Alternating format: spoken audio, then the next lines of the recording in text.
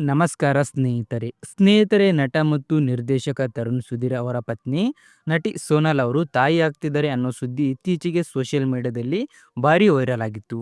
ಅಷ್ಟೇ ಅಲ್ಲ, ಸೀಮಂತದ ದೃಶ್ಯಗಳು ಅನ್ನೋ ರೀತಿಯಲ್ಲಿ ಕೆಲವು ವಿಡಿಯೋಗಳು ಮತ್ತು ಫೋಟೋಗಳು ಕೂಡ ಹರಿದಾಡುತ್ತಿದ್ದವು. ಹಲವರು ಇವರಿಬ್ಬರಿಗೆ ಶುಭಾಶಯಗಳನ್ನು ಕೂಡ ತಿಳಿಸಿದ್ದಾರೆ. ಆದರೆ ಈ ಸುದ್ದಿ ನಿಜನಾ ಇಲ್ಲ ಸುಳ್ಳು ಅನ್ನೋ ಪ್ರಶ್ನೆಗೆ ಇದೀಗ ಸ್ವತಃ ನಟಿ ಸೋನಾಲ್ ಅವರು ಸ್ಪಷ್ಟನೆಯನ್ನ ನೀಡಿದ್ದಾರೆ.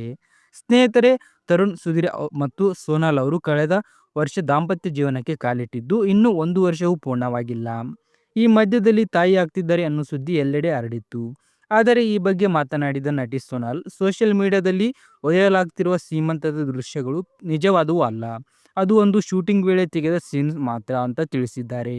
ಅಂದರೆ ಅವರು ತಾಯಿ ಆಗ್ತಿದ್ದಾರೆ ಅನ್ನೋ ಸುದ್ದಿ ಸಂಪೂರ್ಣ ಸುಳ್ಳು ಎಂಬುದು ಸ್ಪಷ್ಟವಾಗಿ ತಿಳಿಸಿದ್ದಾರೆ. ಇದರಿಂದಾಗಿ ಸೋಷಿಯಲ್ ಮೀಡಿಯಾದಲ್ಲಿ ಹರಿದಾಡುತ್ತಿದ್ದ ಎಲ್ಲ ಗಾಸಿಪ್‌ಗಳು ಫುಲ್ ಸ್ಟಾಪ್ ಸಿಕ್ಕಂತಾಗಿದೆ.